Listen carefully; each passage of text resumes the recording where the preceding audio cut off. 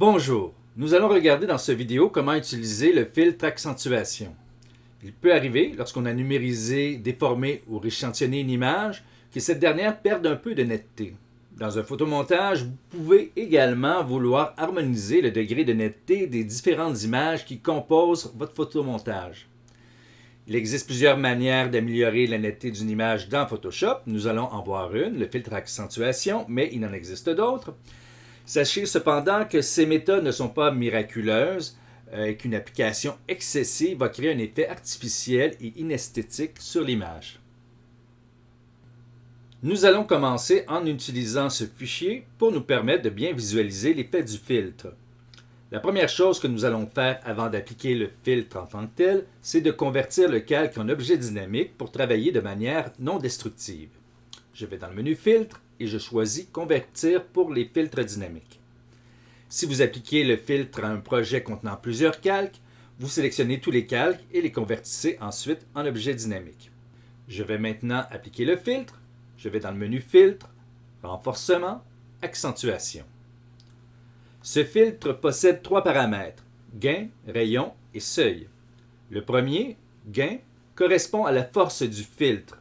Si vous augmentez sa valeur, cela augmentera le contraste de l'accentuation.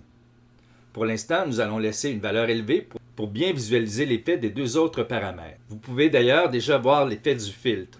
Le filtre agit seulement à la lisière des différentes masses de couleurs qui composent l'image. Vous pouvez constater qu'une bande foncée s'est rajoutée du côté de la couleur la plus foncée et qu'une bande pâle s'est rajoutée du côté de la couleur la plus claire. C'est de cette manière que le filtre donne l'impression d'augmenter la netteté d'une image. Le deuxième paramètre, rayon, détermine l'étendue de l'accentuation. Plus la valeur est élevée, plus la zone modifiée de part et d'autre de la zone de rencontre de deux couleurs sera large. Le dernier paramètre, seuil, détermine la différence de contraste nécessaire entre deux couleurs ou niveau de gris pour que le filtre s'applique. Si je change la valeur pour 0, vous voyez que le filtre s'applique aux lisières des trois zones de gris de l'image. Plus j'augmente la valeur, plus le contraste entre les zones de couleur de l'image devra être élevé pour que le filtre puisse s'appliquer à ces zones.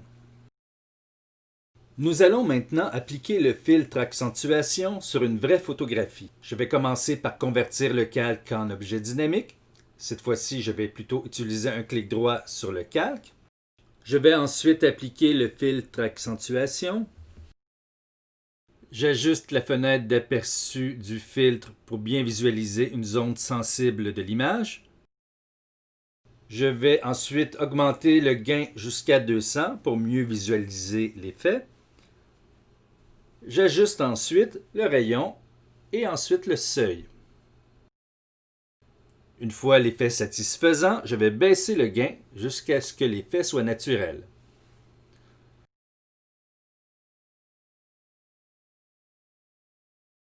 Pour visualiser l'image avec et sans effet, je n'ai qu'à cliquer sur l'œil à côté du nom de l'effet dans le panneau calque. Je peux double-cliquer sur le nom pour accéder aux paramètres et les changer. Si jamais je veux atténuer ou enlever l'effet sur certaines zones précises de l'image, par exemple ici sur l'œil, je peux peindre en noir avec l'outil pinceau sur le masque de fusion.